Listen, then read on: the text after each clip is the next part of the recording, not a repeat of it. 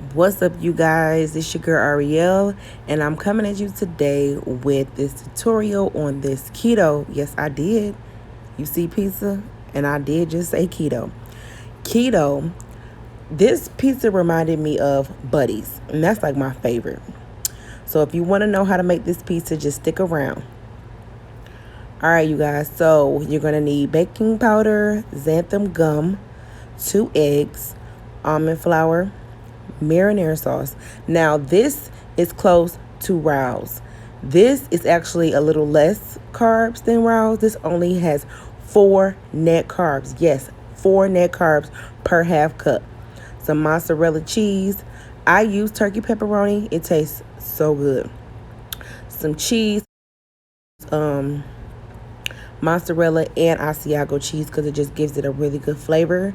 But right here, you're just seeing me take some mozzarella, and I'm going to get about 2.5 cups of mozzarella.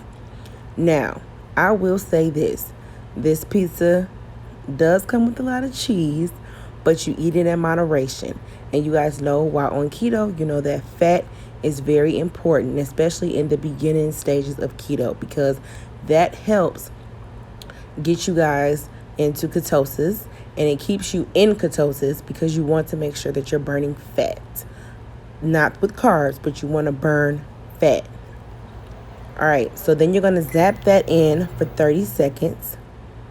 And then you're going to knead the dough and make sure all that cheese is melted. And then you're going to take some almond flour, a teaspoon of xanthan gum,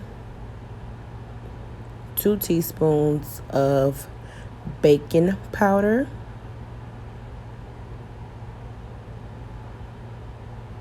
and you're going to try to mix that up really good, the best you can. This part is pretty tedious, but once you do it a couple times, you end up like learning off the back of your head. And this dough is so freaking good, y'all.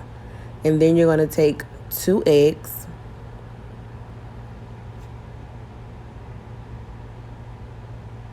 Excuse my hands and my arms, y'all. And you're going to stir that up really good. And you're going to do the best you can with mixing in all the dry ingredients with that cheese and those eggs, because you don't want to cook your eggs also with that cheese. So you just want to get all that combined really well, and you're going to do the best you can. Like I did say before, this part is pretty tedious, but once you learn how to do it, after doing it a couple times, it becomes really easy. Yeah. But I really enjoy this pizza, so I make this at least 2 times a month when I'm doing keto. And it's really low in carbs, especially with that low carb marinara sauce that I get from Aldi's. And it's super cheap. Rouse is like $9. That marinara from Aldi is like $4. I think it's like $3 something, $4.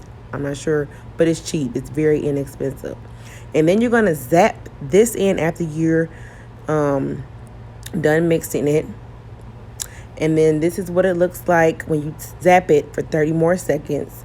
It's going to swell up a little big, but it's going to be okay because this is going to help you mix in all those ingredients even better. And it's going to make it easier for you to lay out on the pan to make that dough and form your pizza crust.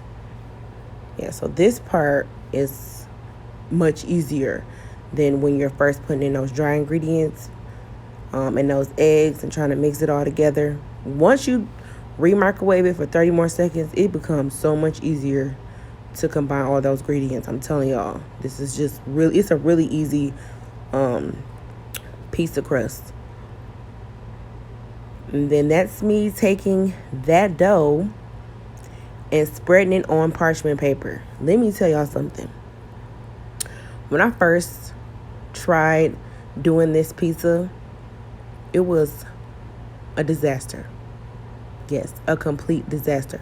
I tried like 3 different doughs, and each dough was horrible. And then I couldn't figure out why my pizza was sticking to the pan. It was horrible. But this right here, you guys, the parchment paper, it makes it so easy to take off, to pull off that crust and pull that pizza off. Man, I'm telling y'all, when this video is done, you're going to see how nice my pizza going to come out, how nice it formed, how thick it was. But yeah, this is just me forming my pizza crust. I'm not the best at it, but I don't care because it still tastes good. All right, so once you're done forming that dough, you're going to take a fork and you're going to poke some holes throughout the entire crust. This part is very important because you want your dough to cook thoroughly through the whole entire thing. You want the whole thing to be cooked well. You don't want any gooey, sticky. You just want it to be nicely cooked through all the way. So this part is important. And then once you're done doing that, you're going to take, you don't have to do this step, but I do because this just makes it taste so good. I make a homemade garlic buttery crust for my base for my crust, and this just makes it taste even more better and more close to a real pizza. But this is like my favorite step out the pizza, just making that garlicky butter. And then I take the marinara sauce and I like to simmer it, and I like to get all that water out. That way your pizza is not soggy and it's not nasty. So that's what I do. And then this is the pizza, once you finish cooking the pizza in the oven for about 10 minutes. And you're going to take that marinara sauce. I usually use about a half a cup of marinara sauce, and I spread it out as evenly as possible onto my crust. I don't like too much sauce. I know some people are like, heavy with the sauce. I just do just about enough to get on the whole pizza, or just to get some in my bite. I don't like it too much. But I'm telling y'all, this, when I simmer it and add my garlic powder and a little bit of Italian seasoning and stuff, this tastes like Buddy's sauce. Like, this sauce is so freaking good, y'all. And you know what else you can make out of this dough? You can make some garlic cheesy breadsticks. Yes. So you just got to be creative on keto. People are like, I can't do it. I can't do it without the carbs. I need my carbs. But if you learn how to make stuff the keto way, you can enjoy your favorite foods. I'm telling y'all, like, I love pizza, especially on a night where I don't feel like cooking a whole bunch of stuff, or I just don't feel like cooking too much. I just want one thing and just easy. I make keto pizza, and this dish, y'all, I'm just telling y'all, this is so good. So then I'm taking my pepperonis, my turkey pepperonis, because I'm not doing any beef or pork. But this turkey pepperoni, y'all, I got that from Walmart. So good. It's so good. It literally is no difference in the taste. Maybe even better. Honestly, to me, it's better than regular pepperoni. Seriously. Yeah, y'all should try it. But then I'm going to take my cheese, my Asiago cheese, and my mozzarella cheese, and I'm going to put that all over the pizza. Yes, y'all. I'm telling y'all, this pizza going to be so good.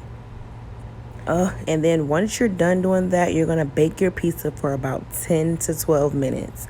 I like my crust a little dark, but this is the ending results of my pizza. You guys, when I say this pizza tastes like Buddy's to me, it's so good. And then this is a picture of me showing you guys how thick the crust is. So it's not thin, but it's very filling. It's really good. And it just tastes like a regular homemade pizza. Y'all gotta try this. So don't forget to like, comment, and subscribe, y'all. See y'all later.